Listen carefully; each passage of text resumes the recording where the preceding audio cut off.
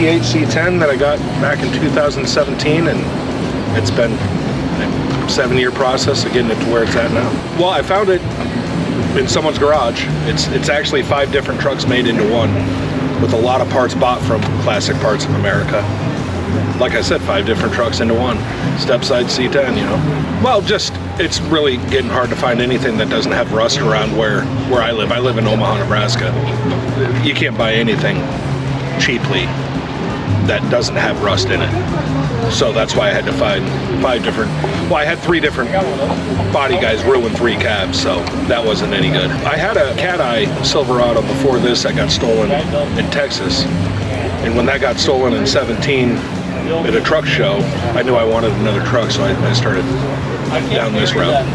It took me, like I said, 7 years to do it. My favorite part is that it's drivable now, yeah.